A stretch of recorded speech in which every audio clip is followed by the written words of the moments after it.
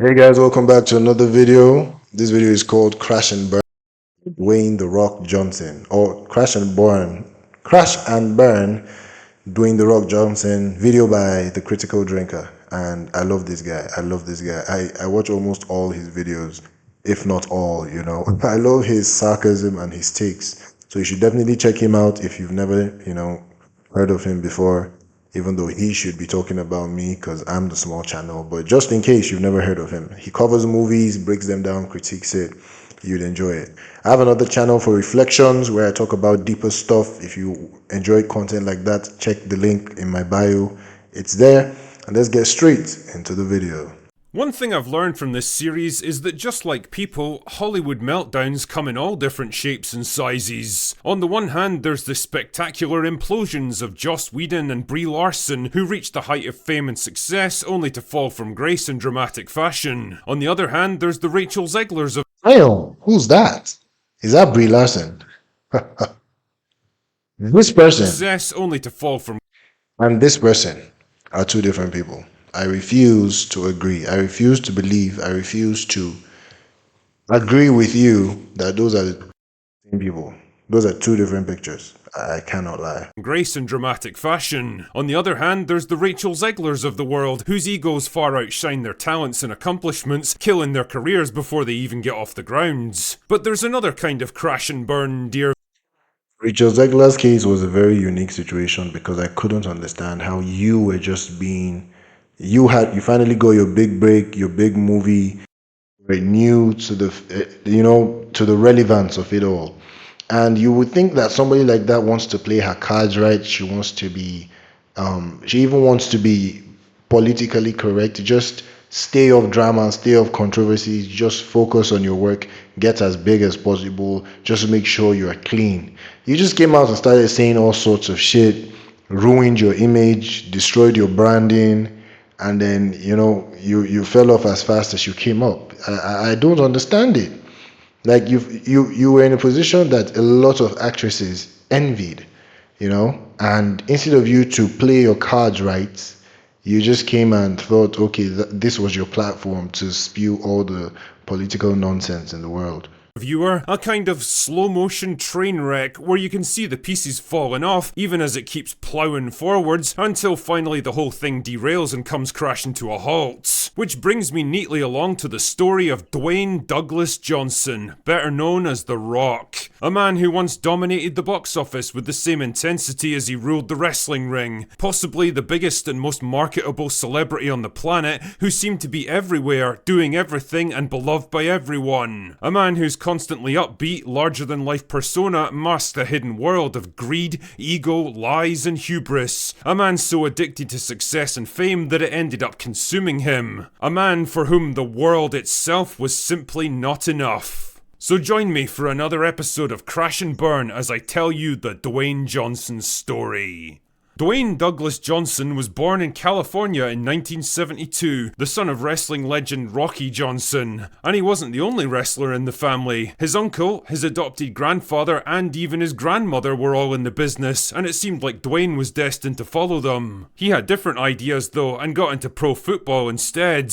I mean, the guy was an absolute fucking unit, 6'5" and 250 pounds at like 18 years old, so who can blame him? He was a good athlete for sure, but he never quite reached the big time in football and finally got cut loose after 4 years in the sport. With no high school qualifications and not many other options, he turned instead to wrestling, used his family connections to fast track his way into the business, and made his debut in the WWE the following year, wrestling under the name Rocky Maivia. And on paper at least it seemed like a great idea. His dad had been a fan favourite, he was young and athletic, and he was wrestling as a babyface, the kind of guy you're normally supposed to cheer for. Instead it turned into a fucking disaster. The fans could smell a manufactured star a mile away, they hated his generic good guy persona, and the harder the WWE tried to push him, the more they rebelled against him. And when Dwayne was sidelined with a knee injury, it seemed like his wrestling career was over. Instead, he came back a few months later with a completely different personality, playing a cocky, arrogant heel, calling himself The Rock. This was when I got introduced to him. I didn't get to meet Rocky Maivia. I didn't even know that's what he called himself before that. I came into wrestling when Randy Orton The Viper. I didn't meet him as the Legend Killer. I met him as the Viper already. I met John Cena after his rapper phase. When he was doing the love, loyalty, and respect. I can't remember exactly those three things, and he would raise his three hands up. And I met The Rock at this point too, where he was just the Brahma Bull. But you do not know what The Rock is cooking. Lovely era, man. Part of my childhood for sure.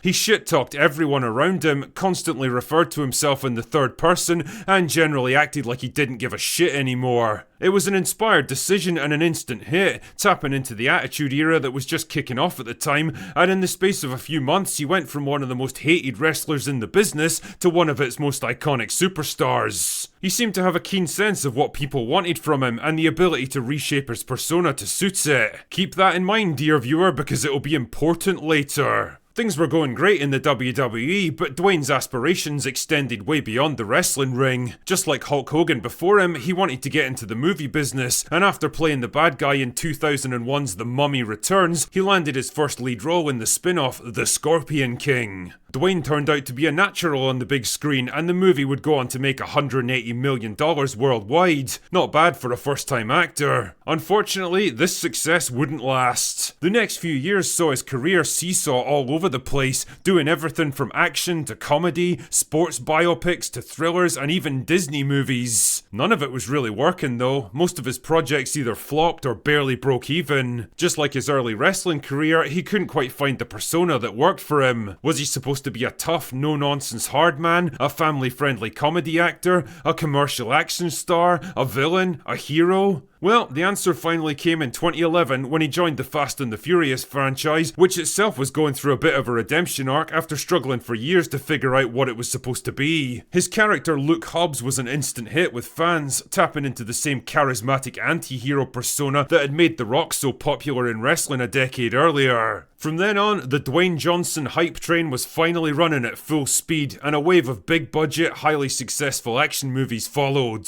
For years, Hollywood producers had been looking for the next Arnold Schwarzenegger, the next definitive action star who would shape a whole generation of movies, and in Dwayne Johnson, it seemed they'd finally found what they were looking for. He was big and muscly, he was charismatic, he was marketable, he could navigate interviews and film junkets like a seasoned pro, he was cool enough to appeal to adults, but clean-cut and inoffensive enough to appeal to kids and families. He was somehow able to be everything to everyone and make it look easy. If Disney somehow made movie stars See, this is one of the things that people, we know these things logically, but we don't act like we do.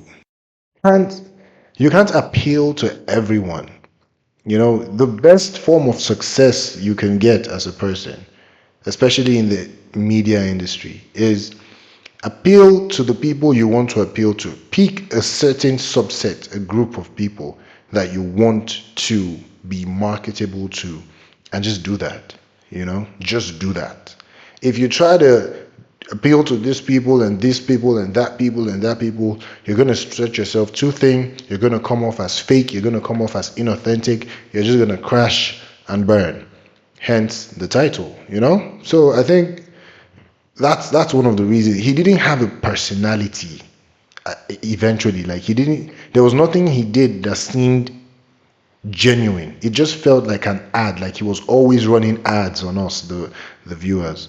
instead of movies, Dwayne Johnson is pretty much what they would churn out, and pretty soon the fucking guy was literally everywhere. Movies, commercials, brand deals, wrestling appearances. He was always there with a tailor-made suit and $1 million smile, always excited to promote his next big project, always ready with some inspiring words, always waiting to sell you something. But problems were afoot, dear viewer. The first signs of trouble came with rumours about his behaviour on the Fast and the Furious movies. By all accounts, he was a dominant presence on set, and not in a good way. He wasted no time reshaping the movies to benefit himself, pushing for more lines and more screen time for his own character. He apparently had a clause in his contract that says he couldn't lose a fight, and he even got into a public feud with Vin Diesel and accused him of being lazy, entitled, and a complete pussy to work with. Naturally, this didn't gel too well with his smiling, easygoing public persona, and when he I don't know why people are always surprised when people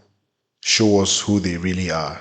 We forget that the media, the entertainment industry is a curated, perfectly crafted image, right? They want you to believe in an ideal that doesn't necessarily exist. They are not trying to be genuine to you. They're trying to sell you something they know you would buy. They're trying to appeal to you. So they're going to appeal to whatever you find cool or interesting or somebody you would support. Even their personalities, their characters, the way they behave on interviews is on purpose. They are doing it on purpose to give certain signals, certain subliminal messages, certain they're trying to portray themselves in certain ways that would make people support them, or keep out an eye for them in any of the projects they endeavor on. That's what these people are about. Their real personalities are not necessarily what they man. Started taking heat for this post, he soon deleted it. Keep that one in mind too, because the theme of Dwayne retreating from a position the moment he senses it could harm his image would become a bit of a theme in the years ahead. The idea of him being an asshole on set would really come up during the filming of Red 1, where apparently he'd routinely show up late for filming with no explanation or apology. And I don't just mean 30 or 40 minutes late, I mean 7 or 8 hours. Jesus, that's basically an entire working day for normal people. These constant delays pushed back the schedule by weeks and added about $50 million to the film's budget. The weirdest thing about all this though was the piss story. Rather than just going to the bathroom to take a leak like a normal person, Dwayne insisted on pissing into plastic bottles right there on set and handing them off to the crew to deal with.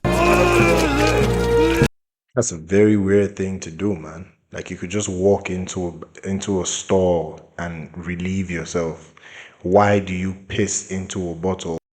Have someone throw that away from you, if not just a flex of power, if not just to show that yeah you can do that. Like why else? Who, if you weren't doing the Rock Johnson, would you do that? Would you even be comfortable doing that? It's just a power thing to me. It's just a power fetish, I guess. Because why? That's disgusting, ridiculous, and unfair, honestly, to the person who had to dispose of your piss every single time. Like, imagine that for a second. Imagine it's your first time on a film set, you're all excited about being part of the magic of movie making, and instead you find yourself hauling a leaky bottle filled with some asshole's urine. But that was only the beginning of Dwayne's problems. People were beginning to notice things about all those big budget action movies he'd been churning out over the years. He was basically playing the same fucking character in everything he did. Same personality, same general character arc, even the same clothes half the time. His movies were starting to be seen as the McDonald's Happy Meals of the film world, experienced by millions of people worldwide but completely homogenous and forgettable. What had started out as charming and marketable was quickly becoming tiresome and predictable. The other thing people were realising about Dwayne was that he lies. A lot. Often about the weirdest fucking things, like how many calories he eats per day, or claiming that he was visiting In-N-Out Burger for the first time. 3 different times. Yeah, like the second time I saw that post, I'm like, am I viewing an old post? You know how Instagram just shows you the first post, turn it on, and it's like and I saw the caption, it's like, oh, first time visiting In and Out, and I was like, I could have sworn I've seen this. This dude has been to In and Out before. I didn't know when, but I knew I had seen a post, that was basically talking about In and Out. And when he said this was my first time, I'm like, huh? I'm pretty sure you've done, I had to check the dates and all that. And it's like, bruh, no. You've been to In and Out Burgers before. But it was one of those things that it's like, whatever, and then just continued by my day. But when it came out that, oh, he was lying about it, I'm like, oh, okay, all right, that makes sense. Times. Like, why would you even make something like that up in the first place? Who even gives a shit if you go to a burger restaurant? On the subject of stuff that Dwayne was putting into his body though, people were also starting to get a bit suspicious about his physique. Despite the fact that he was hurtling towards 50, he seemed to be getting bigger and more muscular with each passing year, and well, People were not buying it anymore. Allegations of steroid abuse were running wild, and the more he tried to play it down, the more they seemed to ramp up. Now, remember what I told you about Dwayne tailoring his persona to match the situation? That kind of thing definitely worked in the early days of his career when nobody was around to fact check him, but in the days of the internet and social media, well, people were beginning to realise that instead of having his own opinions about stuff, he basically just said whatever he thought people wanted to hear. And if he got any kind of pushback, he'd immediately fold like a house of cards and backtrack. The worst example was probably his Joe Rogan interview in 2023, where he basically spent 3 hours giving evasive answers and reflecting the questions back at him. It was like Dwayne was the one doing the fucking interviewing, and it all fed into the public perception that nothing about the guy was real. He was more like a brand than a person. His every public appearance and sentiment carefully stage managed for maximum financial impact. All was not well. See what I was trying to say? That's how it sounds like. It sounds like he's reading us an ad. Like when he's just talking, it just sounds like it was all written. It doesn't feel. You know how people just know when something is from the soul, when something is genuine? Yeah, it didn't feel genuine. It just felt like there was a teleprompter behind the camera, that kind of thing. On the wrestling side of things either. See, ever since his jump to Hollywood, Dwayne had kept one foot in the wrestling business as a kind of part-time superstar. Anytime one of his movies flopped or he needed a bit of a career boost, he'd retreat back to the WWE for another run, make a ton of money, and then leave again. That strategy had been working pretty well until he showed up in 2024 and shoved his way into the middle of a long-running feud between Cody Rhodes and Roman Reigns. The fan backlash was so extreme that Look at Roman Reigns just standing there like, you know, for the most part, I always knew that the WWE was scripted until I got older and realized to what extent actually. But even then, even when I was more invested in suspending my disbelief to watch these things and think the storylines were real in my younger years, I always caught glimpses of actors, because I'm an actor, so I can tell when someone is just staying in character, not necessarily not necessarily that being their genuine state of mind, but they just have to be in character, and it's very obvious, especially when they're not doing anything. So he has a blank stare. Just look at Roman's eyes. He's not necessarily staring at Cody. Yeah, he's just kind of like, yeah, this is how I'm supposed to be like, and I'm just gonna be here and shit. Look at the other dude with the glasses at the side. When you pause things like this, it just kind of like stands out how, okay, all right, this is all the performance. At least that's how I see it. Running feud between Cody Rhodes and Roman Reigns. The fan backlash was so extreme that the WWE actually had to rewrite the whole storyline and put Cody back in center stage where he belongs. In typical fashion, Dwayne would later claim that the whole thing was part of a grand plan to make Cody even more popular. Right. I think I can smell shite. Fuck off, Dwayne. Everyone could see him for exactly what he was now, an aging superstar trying to hold on to the spotlight beyond his time, even if it meant screwing over younger and more deserving people. The biggest disaster though was 2022's Black Adam, which was supposed to be Dwayne's big entry into the superhero genre. He'd made no secret of the fact that he was taking control of the DCEU and reshaping it with himself at the centre, that he was going to do for DC what he'd done for the Fast and the Furious franchise and rehabilitate it. Yes, I can definitely smell shite. Well, that didn't work. The movie flopped big time and Black Adam was quickly buried along with the rest of the DCEU. The Rock's big push into the superhero genre was over before it even began. But that didn't stop Dwayne from desperately trying to cope about it, claiming that the movie was actually a success if you looked at it the right way. Really? Yeah, sure, buddy. Losing hundreds of millions of dollars and nuking an entire franchise is a pretty loose definition of success. And so we find ourselves in the year of our Lord 2025, where Dwayne Johnson has gone from the king of the Hollywood box office to a star in decline and a cautionary tale. He really is a perfect example of having too much of a good thing, that trying to please everyone ultimately ends up satisfying no one, and at the end of the day, all the fame and success in the world is no substitute for authenticity. I don't think he's a bad guy necessarily, and he's clearly done a lot of good things with his life and career. He just became so intoxicated by his larger-than-life persona and his desperate need to appeal to absolutely everyone that in the end it kind of consumed him. So what's next for The Rock? Is he going to bounce back, pivot and find a new path to success, or fade away into movie obscurity? Well, his upcoming film The Smashing Machine seems to signal a move away from generic big-budget action slop and maybe a willingness to take on more challenging roles that play against type, so who knows? The world does love a good redemption arc, and I don't think he's burned all of his bridges with audiences yet, but if there's one thing to take away from all this, perhaps it's time for him to stop being The Rock and finally start being Dwayne Johnson. If he can do that, perhaps there's still a way back for him. Yeah, man. I think the critical drinker said everything that was on my mind, really. You know how ironic it is that we are born ourselves, and the hardest thing to do is be ourselves amongst others in the public eye.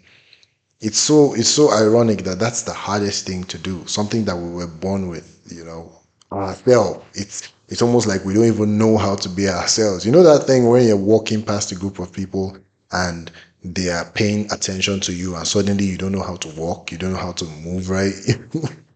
It's a funny human condition, but I think a lot of these things that he's facing right now would just be water under the bridge if he just comes out and says things as it is. Just tell us the truth. It's the same thing with Will Smith and what he's going through. He's still trying to force the idea of who he wants us to think he is down our throats, as opposed to just showing us who he really is and letting us accept him for that. I mean, whatever nice guy personality you were cultivating over the years, you ruined when you slapped Chris Rock on stage, honestly, bro. There's no coming back from that.